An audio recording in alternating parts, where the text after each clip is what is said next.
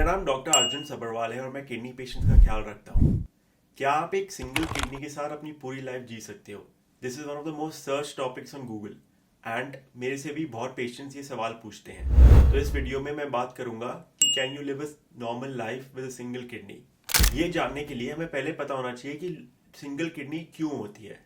इसके कई कारण हैं। एक कारण है बाय बर्थ। कई लोग approximately 1 in 1000 are born with one kidney and 1 in 1000 are born with two kidneys, but उसमें से एक काम करती है बाय बर्थ। दूसरा रीजन हो सकता है कि आपकी किडनी निकाली गई हो। फॉर एग्जाम्पल हम इसको मेडिकल टर्म्स में नेफ्रेक्टमी बोलते हैं और हम ये तब करते हैं जैसे अगर आपने किडनी डोनेट करी एक ट्रांसप्लांट के लिए, या फिर आपकी किडनी में कोई डैमेज हो गया ट्रॉमा की वजह से तो किडनी निकाल सकते हैं। तीसरा कंडीशन है अगर आपको किडनी का कैंसर हुआ तो उसमें भी किडनी को निकाल देते हैं और एक किडनी बचती है आपके पास। ये कुछ रीजन है why you can have a single kidney, but still one of the most common reasons why people are born with a single kidney. दूसरा सवाल जो पेशेंट्स पूछते हैं कि मेरे ईजीएफआर का क्या होगा, ये भी बहुत वैलिड क्वेश्चन है। पिछले 10-15 सालों से कई लोग अपना टेस्ट करा पा रहे हैं, अफोर्डेबिलिटी बढ़ गई है, इसलिए लोगों को समझ आ रही है कि ईजीएफआर होता क्या है और क्रिएटिनिन का क्या मतलब है, यूरिया का क्या मतलब है। तो ईजीएफआर नॉर्मली क्या होता है, अगर आपके पास 2 किडनीज हैं तो आपका ईजीएफआर 100 से ऊपर हो सकता है, बट रिपोर्ट में आप देखोगे मोर देन 90। ये एक स्टैंडर्डाइज तरीका है रिपोर्टिंग का फॉर ईजीएफआर और हमेशा मोर देन 90 या मोर देन 60 लिखा होता है। बट अगर आप मेजर्ड ईजीएफआर करोगे विद 2 किडनीज तो ये 100-120 तक जा सकता है। अब क्या होगा आपके ईजीएफआर को जब आपके पास सिंगल किडनी होगी? अगर ये बाय बर्थ है तो बॉडी कॉम्पनसेट करती है। जो दूसरी किडनी होती है वो हाइपर फिल्ट्रेट करती है, वो साइज में भी थोड़ी बड़ी हो जाती है और कॉम्पनसेट करती है ताकि फंक्शन कर सके दोनों किडनी के लिए। इस सिचुएशन में आपकी ईजीएफआर को क्या होगा? आई थिंक ये डिपेंड करता है। मोस्ट केसेस में ईजीएफआर अबव 90 हो सकता है, बट कुछ केसेस में 75% ऑफ नॉर्मल तक ईजीएफआर मिलता है अगर आपके पास 2 किडनीज हो। तो इसका ये मतलब है कि अगर नॉर्मली एक आपके एज में आपके हाइट और वेट के हिसाब से एक पर्सन का ईजीएफआर 100 होना चाहिए, तो हो सकता है कुछ केसेस में कि आपका ईजीएफआर 75 या 80 हो। इसका ये मतलब नहीं है कि आपको घबराना चाहिए एंड पैनिक करना चाहिए। इस ईजीएफआर पे भी आप एकदम नॉर्मल लाइफ जी सकते हैं। कई पेशेंट्स और कई लोगों को लगता है कि एक किडनी होना एक टैबू है और लोगों को बताना नहीं चाहते, they don't want to come out, अपने डॉक्टर को नहीं कई बार बताते और अपने टेस्ट नहीं कराते क्योंकि उनको लगता है कि उनमें कोई प्रॉब्लम है। एक्चुअली आप में कोई प्रॉब्लम नहीं है। ये बाय बर्थ आपको एक किडनी मिली है और इसमें आपकी कोई गलती नहीं है। आपकी life with 1 kidney as compare to someone with 2 kidneys absolutely same है। कुछ प्रिकॉशंस हैं जो आपको एक्स्ट्रा लेनी चाहिए, जो प्रोबेबली जो पेशेंट के पास 2 किडनी है वो कम लेते हैं, बट इसका ये मतलब नहीं है कि आप एक नॉर्मल लाइफ नहीं जी सकते। तो क्या होनी चाहिए प्रिकॉशंस? इससे पहले मैं आपको प्रिकॉशंस के बारे में बताऊं, आपको पहले ये पता होना चाहिए कि how will you find out that you have 1 kidney. One of the best ways and I would say the only way to find out is by doing an ultrasound. कई पेशेंट्स पहली बार जब डॉक्टर के पास दिखाते हैं, doctor उनको suggest करता है अल्ट्रासाउंड कराने को कोई और रीजन की वजह से, जैसे उनको कोई पेट में कभी दर्द हुई और आपका अल्ट्रासाउंड हुआ, उसमें हो सकता है कि पता चले कि आपके पास एक ही किडनी है। सो कई पेशेंट्स को बहुत लेट तक पता चलता है कि they are born with 1 kidney and then they panic. Again there is no need to panic, there are many things that you can do and hopefully इस वीडियो से आपको थोड़ी रीअश्योरेंस मिलेगी और आपको पता होगा कि what you should expect in the future. If you are liking this video make sure you hit the like button and subscribe. मेरी तो ये रिकमेंडेशन है कि now even Tier 2, Tier 3 cities में facilities, health care facilities have improved in the last 10 years। Blood test कराना बहुत affordable हो गया है, अल्ट्रासाउंड भी काफ़ी अफोर्डेबल है। I think everyone at the age of 18 या 21 पे आपको एक वेलमेन टेस्ट कराना चाहिए।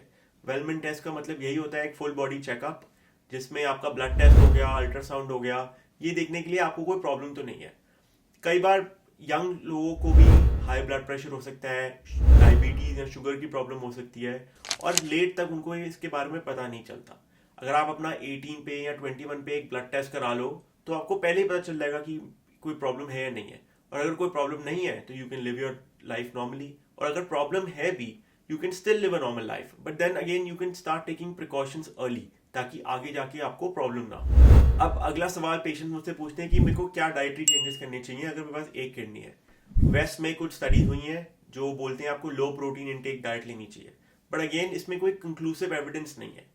दूसरी बात देखने को है कि वेस्टर्न डाइट में protein intake is much higher as compared to an Indian diet, तो उनको बोलना low protein intake is equal to our normal diet. I would recommend कि in terms of protein intake आपको कोई चेंजेस नहीं करने चाहिए अगर आपके पास सिंगल किडनी है, बल्कि थोड़ा ज़्यादा ही प्रोटीन आपको लेनी चाहिए। रिकमेंडेशन है कि आपको 0.8 to 1 gram per KG body weight of protein लेना चाहिए।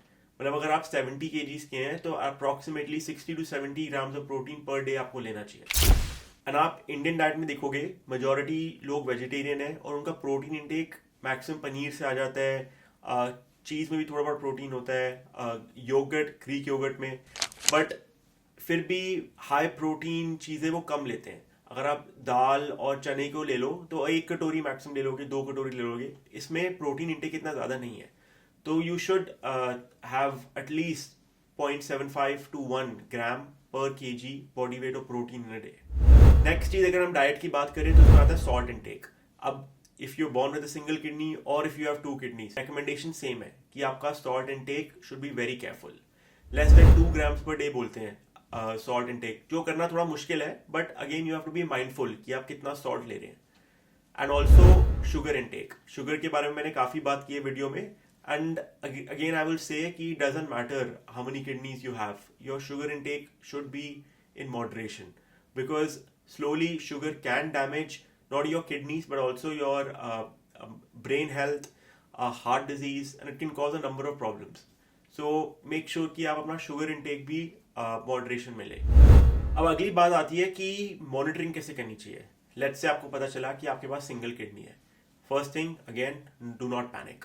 आपको फिर अपना ब्लड टेस्ट कराना चाहिए ये देखने के लिए कि आपका किडनी फंक्शन कितने लेवल पे है, और अगर आपको कोई और बीमारी है।